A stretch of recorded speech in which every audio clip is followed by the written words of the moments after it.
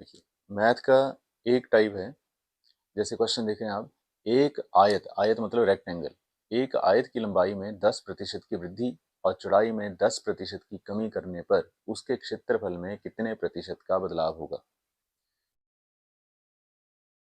If the length of a rectangle increased by 10% and the breadth decreased by 10%, then what will be the percentage change in its area?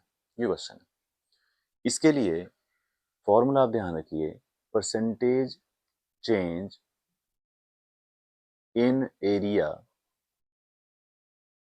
Equal two plus minus a% plus minus b% plus minus a% into plus minus b% upon 100।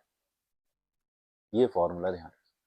ए और B 10% अगर बढ़ रहा है तो plus, कम हो रहा है तो माइनस। आंसर आपका माइनस में आता है तो वो डिक्रीज है, कमी है, और प्लस में आता है तो वो इंक्रीज है।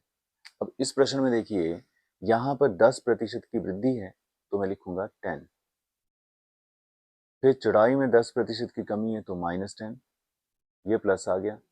अब यहाँ पे ब्रैकेट में लिखूंगा 10 इंटू -10 और अपॉन 100। समझ रहे बात? 10% की वृद्धि हुई है लंबाई में तो +10, वृद्धि में प्लस, आगे 10% की कमी है तो -10, ये प्लस आ गया। अब 10% की वृद्धि और 10% की कमी, तो वृद्धि के लिए प्लस और कमी के लिए माइनस। अब इसको सॉल्व कर लीजिए, तो यहाँ पे ये 10 से 10 हो गया कैंसिल, और ये 10 गुना 10 हो गया माइनस के 100 और अपॉन 100, 100 से 100 कट गया और आंसर आ गया -1। इसका मतलब है फाइनल आंसर आपके पास आया 1% कमी। तो फाइनल आंसर आपके पास कितना आ गया कि क्षेत्रफल में कितने प्रतिशत की कमी हुई, तो इसका आंसर होगा 1%। तो 1% डिक्रीज हो गया।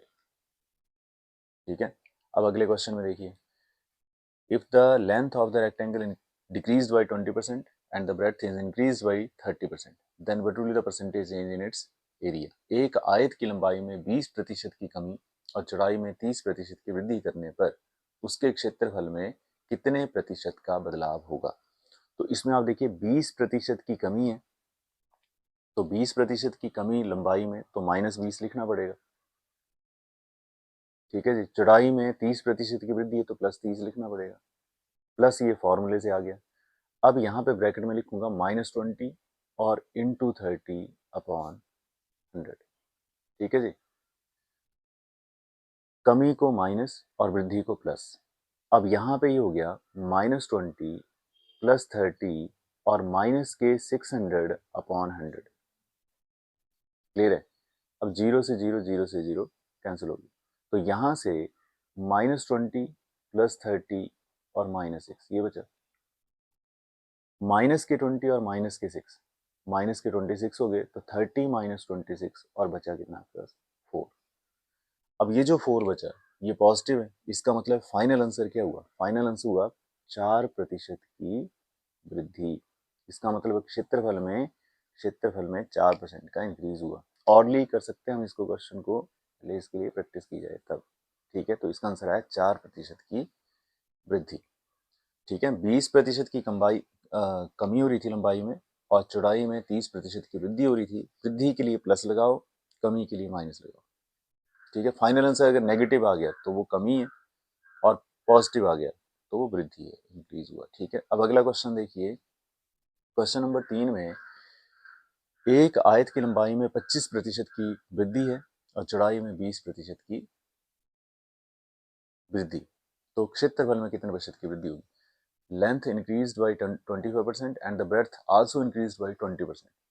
Then what will be the percentage increase in its area? पक्की बात इंक्रीज ही हुआ होगा। तो इसमें देखिए +25 +20 और +20 इंटू 25 इंटू 20 अपॉन 100। ठीक है, तो ये 25, 20 और 25 गुना 20 500 अपॉन 100, 0 से 0 कट गया, तो आपके पास आ रहा है 25 + 20 + 5 और टोटल कितना हो गया 50। तो आपके पास आ गया 50। इसका मतलब है, और ये पॉजिटिव तो रहेगा ही क्योंकि दोनों इंक्रीज ही थे, तो इसका मतलब फाइनल आंसर क्या हुआ, 50% की वृद्धि। इसका मतलब है कि इस बार हमारे पास जो एरिया में परसेंटेज चेंज आया वो 50% इंक्रीज कर गया। ठीक है, तो ये ध्यान रखिए कि अगर आपको रेक्टेंगल से रिलेटेड क्वेश्चन आते हैं जिसमें लेंथ और ब्रेड्थ में इंक्रीज आता है, ठीक है, तो आप इस तरह से उसको सॉल्व कर सकते हैं। धन्यवाद।